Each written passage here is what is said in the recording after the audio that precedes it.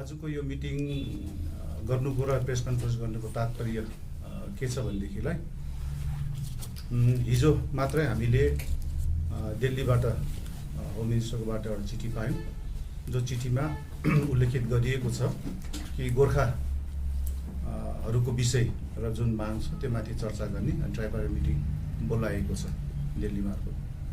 र यसमा हाम्रो सम्पूर्ण पहाडवासीलाई एउटा शुभ सन्देश हो। यत्रो दिन पर्खेर बसेका थियौँ यही ट्राइपारेन्ट मिटिङको निम्ति र गोर्खाहरूको समस्या हल होस् भनेर हामीले चाहेका थियौँ। र यसरी नै हाम्रा आदरणीय प्राइम मिनिस्टर प्रधानमन्त्रीज्यू मोदीज्यूले जुन वचन दिनुभएको थियो इलेक्सनको अगाडि 2021 र 2019को इलेक्सनमा, त्यो वचन आज उहाँले पुरा गर्नुहुँदैछ। र अमित शाहज्यू जो होम मिनिस्टर हुनुहुन्छ उहाँको तर्फबाट पनि यो कोसिस भएको छ। र सबैभन्दा बेसी प्रयास हाम्रो दार्जिलिङका सांसद राजु विष्टज्यूले यो कोसिस लगातार गरिरहेको थियो अनि गरिरहने नै छ। र यो पहिलो ट्राइपारेन्ट मिटिङ भइरहेको छ। यसमा सम्पूर्ण दार्जिलिङका जति पनि स्टेक होल्डर्स छन्, बिजेपीलाई एलायन्समा पार्टीमा बसेर काम गर्ने साथीहरू छन् र गोर्खाल्यान्ड चाहने जति पनि पार्टी राजनीतिक दल छन् उनीहरूलाई पनि यसमा बोलाएको छ। र अर्को कुरा एउटा ठुलो नयाँ सन्देश के छ भनेदेखिलाई एउटा ऐतिहासिक हुन गएको छ। यो के छ भने तराईबाट अनि डुवर्सबाट पनि प्रतिनिधि यसपालिको ट्राइपारेन्ट मिटिङमा बोलाइएको छ। र उहाँहरू पनि यो मिटिङमा उहाँहरू जानुहुनेछ। र यसको मुख्य किरदार र यसको सबैभन्दा ठुलो देन कसको छ भनेदेखिलाई दार्जिलिङका जनता, जसको प्रयासले गर्दाखेरि यो काम हुन सक्यो। सबै कुरा उत्पीडन ताण्डव सबै कुरा सहेर पनि आज हाम्रो मानिसहरूले यो विषयलाई अघि बढाउनको निम्ति जुन प्रयास गरे अनि बिजेपीलाई साथ दिएर हर इलेक्सनमा साथ दिएर 3-3वटा इलेक्सनमा जिताएर एमपी बनाए। त्यसपश्चात बाई इलेक्सनमा पनि एमएलए इलेक्सनमा पनि बिजेपीलाई जिताएका छन्। त्यस पछाडि 2021को विधानसभा इलेक्सनमा पनि 2 जना एमएलए बनाएर पठाएका छन्। त म चाहन्छु उहाँहरू सबैभन्दा पहिला यसको हकदार हुनुहुन्छ, पात्र हुनुहुन्छ। सो उहाँहरूलाई हामी पार्टीको तर्फबाट धेरै धन्यवाद दिन्छौँ। अनि सर्वप्रथम अर्को कुरा, पार्टीमा जति पनि कार्यमा बसेर पदमा बसेर काम गर्नुभएको छ र हाम्रो मण्डलका, हाम्रो डिस्ट्रिक्ट कमिटीका, सब डिभिजन कमिटीका, मोर्चाका, शाखाका, ब्लक लेभलका जति पनि सदस्यहरू हुनुहुन्छ उहाँहरूको सबैको कठिन प्रयासको कारणले गर्दा अनि दिगो भएर नहल्लिकन बिजेपीलाई आजसम्म साथ दिएर अघि बढेको कारणले गर्दाखेरि यो मिटिङ सफल हुन गइरहेको छ। त यसको निम्ति म स्टेटको चिफ मिनिस्टरलाई पनि यहाँबाट आह्वान गर्न चाहन्छु। र सर्वप्रथम उहाँलाई अर्को एउटा म बधाई दिन चाहन्छु। तेस्रोपल्ट उहाँ चुनिनु भएको छ, चिफ मिनिस्टर भएर चुनिनु भएको छ। हिजो अस्ति मात्रै 58,000 भोटले उहाँले आफ्नो क्षेत्रबाट जितेर अघि आउनु भएको छ। त उहाँको पनि एउटा वचन थियो, उहाँले एउटा वचन दिनुभएको छ। 2021को विधानसभाको इलेक्सनमा बार किटान गरेर उहाँले भन्नुभएको थियो म पिपिएसको निम्ति अघि बढ्नेछु र म पिपिएसको समाधान गर्नेछु भनेर उहाँले जुन पिपिएस सम्झिनु भएको छ, हामीले सम्झेकै पिपिएस सायद उहाँले पनि सम्झिनु भएको होला। त मलाई लाग्छ आज त्यो काम गर्ने एउटा अवसर र समय आएको छ र उहाँले पनि आफ्नो प्रतिनिधि स्टेटबाट यो ट्राइपारेन्ट मिटिङमा पठाएर उहाँले आफ्नो यो जुन वचन दिनुभएको छ यो पुरा गर्नुहुन्छ भन्ने मलाई आशा लागेको छ। त फेरि पनि जनतालाई म यही भन्न चाहन्छु, हामीले धेरै दिन पर्ख्यौँ। बिजेपी पार्टीलाई धेरै औँली उठाउने काम पनि धेरैले गरे, तर बिजेपी पार्टी गोर्खाहरूको निम्ति सधैँ नै उहाँहरू एकदमै हामी माथि अब्लाइज छन्। उहाँहरूले आफ्नो काम गर्ने जुन निधोर गरेको छ त्यो काम गरेर पुरा गरिरहेको छ। र विभिन्न स्टेटमा गोर्खाहरूमाथि जुन किसिमको उत्पीडन भएको थियो त्यो उत्पीडनबाट मुक्त गर्ने काम पनि गरिरहेको छ। जस्तै आसाममा गरे, एनआरसीबाट हटाएर जुन चाहिँ फरेन ट्राइब्युनलबाट जुन केसहरू लागेको थियो उठाउने कामहरू, अनि काश्मीरमा पनि जुन चाहिँ हाम्रो 20,000 भन्दा बेसी मानिसहरू जो गोर्खाहरू बसेका छन् उनीहरूलाई डोमिसाइल दिएर उनीहरूलाई त्यहाँको बासिन्दा बनाएको छ। सो गोर्खाप्रति बिजेपी पार्टी जहिले इमान्दार छ अनि इमान्दार रहने नै छ। तर हामी पनि यही प्रयासमा छौँ यो छिटोभन्दा छिटो जुन चाहिँ ट्राइपारेन्ट मिटिङको निम्ति पहल गरिएको छ यसमा छिटो समाधान होस् र गोर्खाहरूको लागि हाम्रो अरू जति कुराहरू छन् यो अघि बढोस् भन्ने हामी चाहन्छौँ। धन्यवाद। भाजपा सत्तासीन भएपछि लगभग 7-8 वर्षदेखि यहाँको राजनैतिक दलसित वार्ता गर्दै आएको, तर पनि भाजपाले कुनै ठोस कार्यान्वयन नगरेको र दुईवटा कुरो मात्रै भाजपाबाट पाएको, एउटा आश्वासन र एउटा तारिक, र यो वार्तामा नि आश्वासन र फेरि नेक्स्ट स्टेपको त्यस्तो हुने आशंका छ नि, यो विषयमा के भन्न चाहनुहुन्छ? यस्तो छ, यो कुरा चाहिँ हामीले पहिला आफैलाई फर्केर हेर्नुपर्छ। 2009को इलेक्सनमा भाजपालाई जिताएर, जसवन्त सिंहलाई जिताएर हामीले पठायौँ। त्यति बेला सरकार बनिएन, बिजेपी सरकार बनिएन। 2014मा दोस्रोचोटि फेरि हामीले एसएस आलवालीलाई हामीले जिताएर पठायौँ। त्यसताक त्यति बेला यहाँका सत्तासीन पार्टी जिटे चलाएर बसिरहेको थियो। जिटे चलाएर बसिसकेपछि गोर्खाल्यान्डको शब्द बिर्सिएका थिए, आफ्नो लोकल इस्युमा मात्रै कन्सन्ट्रेट गरेको थिए र कहिले पनि भाजपालाई यो कुरामा गोर्खाल्यान्ड हुनुपर्छ, अघि बढ्नुपर्छ र हामीलाई जिटिए चाहिँदैन भन्ने कुरा कहिले पनि कहिले पनि राखेन यो कुराहरू। यसैले यसको दोषी चाहिँ मलाई लाग्दैन बिजेपी पार्टी हो, यो दोषी हाम्रो क्षेत्रीय पार्टी गोजामुख नै हो। 11 जनजाति विषय लिएर के भन्नुहुन्छ? यो मुद्दा पनि त भाजपाको निकै पहिलादेखि चल्दै आएको नि त। हजुर, 11 जात गोष्ठीको प्रोसेस चलिरहेको छ, काम गरिरहेको छ र आजको चिठीमा पनि यही विषय लेखिएको छ, गोर्खाहरूको समस्या भनेर जुन चिठी आएको छ यसमा दुई विषय नै समावेश छ। तपाईँहरूलाई के लाग्छ, गोर्खाको समस्या के हुनुपर्ने, यी समस्याको समाधान के, अलग राज्य गोर्खाल्यान्ड? यस, हामी त्यसैको निम्ति भाजपामा छौँ। आज के लाग्छ तपाईँलाई, राज्य सरकार पक्षबाट पनि यो त्रिपक्ष वार्तामा अंशग्रहण गर्छ? अनि अवश्य नै यो मिटिङमा केन्द्रबाट राज्य पक्षलाई पनि चिठी गएको छ। हुनसक्छ चिफ सेक्रेटरी जानु सक्छ, होम सेक्रेटरी जानु सक्छ। अनि ममता दिदीले पनि, चिफ मिनिस्टरले ज्यूले पनि, उहाँले पनि बारम्बार भनिरहेको छ कि पाहाड हाँस्से भनेर उहाँले जुन चाहिँ वचन दिनुभएको छ र पाहाड हाँसोस् भनेर भनेको छ। साँच्चै नै पाहाड हाँस्नु छ भनेदेखिलाई जनताको चाहना के छ, आकाङ्क्षा के छ, त्यो उहाँले बुझेको छ र राम्रोसँग बुझ्छ पनि।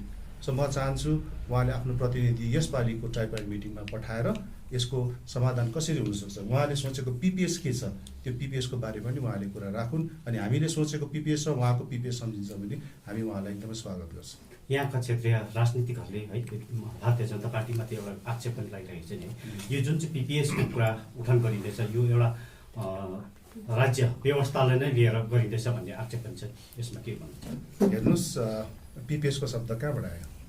पिपिएसको शब्दभन्दा पहिला अगाडि जब एसएस आलवाले थिए त्यस बेला पनि मुखपत्रमा, त्यति बेलाको म्यानिफेस्टो, बिजेपी पार्टीको म्यानिफेस्टोमा लेखिएको थियो होइन कि long pending demand of Gorkhas भनेर समाधान गर्छ भनेर लेखिएको थियो नि। त्यस बेला को थियो? दार्जिलिङबाट, पाहाडबाट गोजामुख थिए नि त। तेस्रोचोटि जब राजु विष्टज्यू जब जिते त्यति बेला त्यो टर्म चेन्ज भएर पिपिएस भनेर आयो नि। त्यति बेला त्यो पिपिएसको टर्म किन सोधेन त्यति बेला? आज बिजेपीलाई किन सोध्छन्? आज पिपिएसको टर्म गर्दाखेरि त्यति बेला आँखा चिम्लिएर त त्यति बेला साथी भएर काम गरेको थियो त। आज कुन चाहिँ अवस्था आयो जस्तो उनीहरूले आफ्नै गरेको काम र आफैले एग्री गरेको कामलाई उनीहरूले खण्डन गर्दैछन्। आज यो कुरा बुझ्नुपर्छ नि। तपाईँले पिपिएस भन्नुहुँदैछ नि है, तर लेटरमा त पिपिएस भनेर उल्लेख पनि गरिएको छैन, गोर्खाको समाधान भनेर गरेको छ। त्योलाई चाहिँ तपाईँले कसरी हेर्नुहुन्छ? हामीहरू पिपिएस भनेको पनि गोर्खाल्यान्ड नै हो, गोर्खाको समस्या भनेको पनि गोर्खाल्यान्ड नै हो। तर एउटा पिपिएस भन्ने वर्डले त अहिले पुरै हलचल भइरहेको छ नि त। होइन, त्यो त हुन्छ नि, विभिन्न मान्छेले आफ्नो आफ्नो आँकडा लाउँछ, मान्छेले त्यसको माने मतलब धेरै निकाल्छन्। हाम्रो मतलब गोर्खाल्यान्ड नै हो। तपाईँले भन्दै हुनुहुन्छ पिपिएस गोर्खाल्यान्ड, जति त्यहाँनिर त्रिपक्ष वार्तामा गोर्खाल्यान्डको मुद्दालाई त्यहाँनिर उठान गरिएन भने त्यति बेला के भन्नुहुन्छ तपाईँहरूको भारतीय जनता पार्टीको पक्षबाट? होइन, हामीहरू गोर्खाल्यान्डकै निम्ति अघि आएको, भाजपा पनि हाम्रो जुन डिमान्ड छ, गोर्खाल्यान्डको जुन डिमान्ड अघिबाट लिएर गइरहेको छौँ, यही बोकेर नै उहाँले मुखपत्रमा पिपिएसको टर्म दिएर राखिएको छ नि। सो भोलिको मिटिङमा जब यो कुरा राखिन्छ गोर्खाल्यान्डमा चाहिँ अवश्य चर्चा हुन्छ नि। अब अहिलेसम्म मैले बुझेको चाहिँ के भने दार्जिलिङमा गोर्खाल्यान्ड नहुनु कि कुनै एउटा ठिक व्यवस्था नहुनु चाहिँ तपाईँको त्यो समस्या होइन। तर दार्जिलिङको राजनीतिक समस्या चाहिँ के भनेदेखि अहिलेसम्म दार्जिलिङको राजनीतिलाई कुनै नेता कुनै पार्टीले यसलाई एउटा म्याच्युर्ड स्टेजमा पुर्याउनु कसैले सकेको छैन, जसको फलस्वरूप हामी त हतार गर्छौँ नि। अघि मैले भने नि हतार गर्छौँ त, तातै खाउँछ नि मल। अरू कुनै कुरो पाक्नुको निम्ति, कुनै कुरो तयार हुनुको निम्ति त टाइम लाग्छ नि, धैर्यता हुनुपर्छ नि। र अहिलेसम्मको अनुभवमा चाहिँ धैर्यता चाहिँ निल हाम्रोमा। अन्त पर्खे त्यो त्यो उसले जस्तो स्यालले जस्तो क्या त अङ्गुर खट्टाए भनेपछि छोडेर जान्छ। र बिजेपी हेर्नुहोस् हाम्रो ब्लडको रिलेसन खोज्दै गयो भने त अरू पार्टीको साथीहरू छ नि, हामी जस्तै छ नि। तर अब त्यो धर्जताको कमीले गर्दाखेरि जाति र माटो कुरा भुलिहाल्छ। त्यहाँदेखि इमिडिएट फाइदाको निम्ति मात्रै लागि पर्छ। र बिजेपीमा चाहिँ हामी किन छौँ भन्दा बिजेपी त हाम्रो ब्लडको रिलेसन त केही पनि छैन। तर बिजेपीमा दुईवटा मुद्दा थियो। त्यो पनि मुद्दा अहिलेसम्मको दार्जिलिङको इतिहासमा सुन्नुभयो के भनेदेखि कुनै पनि नेसनल पार्टीले दिल्लीमा सरकार बनाउने पार्टीले चाहिँ आफ्नो घोषणापत्रमा इलेक्सन मेनिफेस्टोमा चाहिँ गोर्खाहरूको अर्थात् पहाडको मुद्दा बोक्ने चाहिँ यो बिजेपी पार्टी हो। त्यसले गर्दा आज बिजेपीमा हामी छौँ। र अनि बिजेपीले अब यो 12 तारिकदेखि चाहिँ साँच्चै नै पहाड गोर्खाको मुद्दा लिएर चाहिँ वार्ता सुरु गर्दैछ। यसलाई हामी धैर्यता राखेर हेरौँ। सुन्नुभयो त्यो पहिलो वार्तामै सबै कुरो छिनाफाना भयो भने भएन नि हो। तर राजनीतिमा त्यस्तो हुँदैन, कोही बेला टाइम लिन्छ।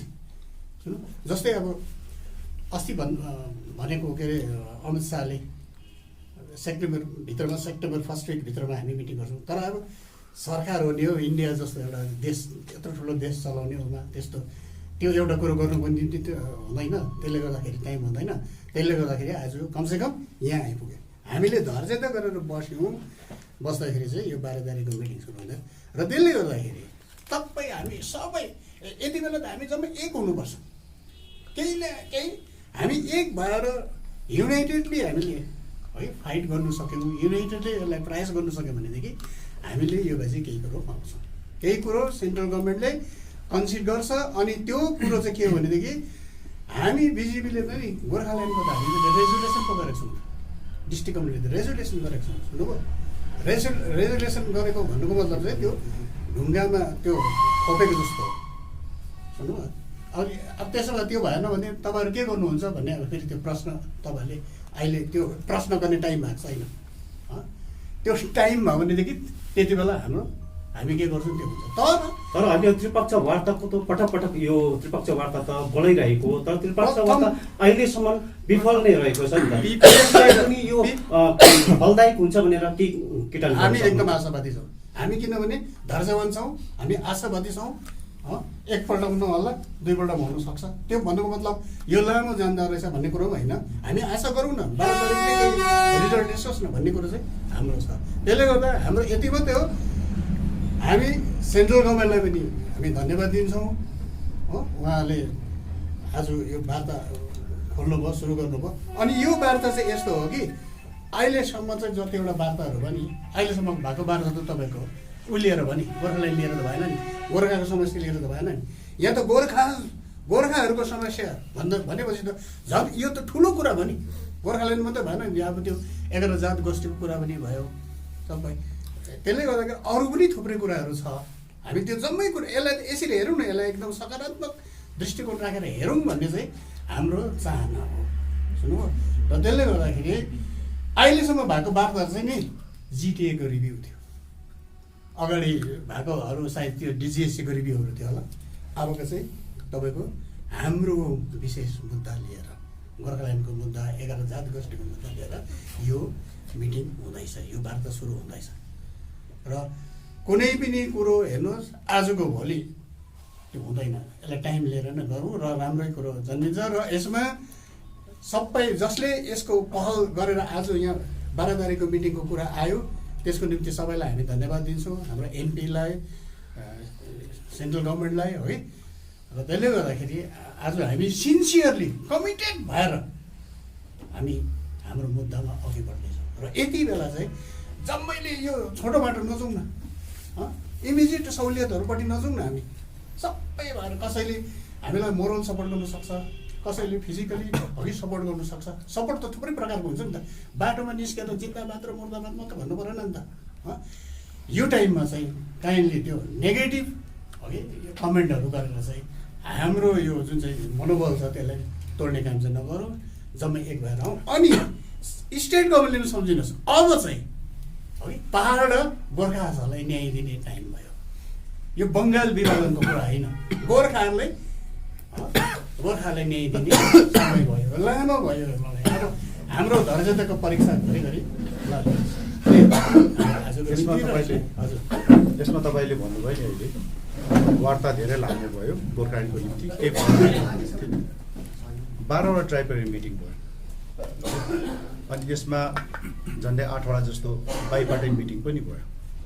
त्यति बेलाको सरकार बङ्गालमा सिपिएम सरकार थियो अनि केन्द्रमा युपिएको सरकार थियो, अर्थात् कङ्ग्रेसको सरकार थियो। कङ्ग्रेसको सरकार भनेको युपिएको सरकारसँग बसेर गरिएको वार्ता थियो। त आज प्रथमपल्ट ट्राइपार्टाइट मिटिङ एनडिए सरकार बनिएको बेलामा गोर्खाल्यान्डको विषय लिएर अथवा गोर्खाहरूको समस्या लिएर काम गरिएको यो प्रथमचोटि मिटिङ हो। यसैले हामी आशा गर्छौँ बिजेपी पार्टी हामीप्रति एकदमै सिन्सियर हुनुहुन्छ अनि हामी पनि सिन्सियर भएर देखाउनु पर्ने बेला आएको छ। कारण हामीले 3वटा एमपी र दुईवटा एमएलए अनि 1.5 वर्षको लागि निरज जिम्बालाई फेरि हामीले एमएलए बनाएर पठाएका छौँ। हामीले जुन चाहिँ त्यो दृढता देखाएका छौँ र बिजेपी पार्टीले नै गोर्खाल्यान्ड दिन्छ भनेर सम्पूर्ण जनतालाई आस्था भएको र आशा भएको कारणले गर्दा नै यो भोट दिएको हो। मलाई लाग्छ फेरि पनि जनताको फेरि पालो आएको छ एकमुष्ट भएर गोर्खाल्यान्डको निम्ति अघि बढ्ने, विभिन्न कुरामा नलाग्ने अनि यो जति पनि अहिले बोर्डको पार्टीहरू बनिएको छ यो पार्टीहरूको लालचमा लोभमा नबसेर चाहिँ गोर्खाल्यान्डको निम्ति अघि बढ्नुपर्छ भन्ने म तपाईँहरू सम्पूर्ण मिडियाको तर्फबाट जनतालाई आह्वान गर्न चाहन्छु। के लाग्छ 2024 सालमा गोर्खाको समस्याको समाधान होला? हामी त एकदमै दृढ छौँ। हुन्छ, एकदमै हुन्छ।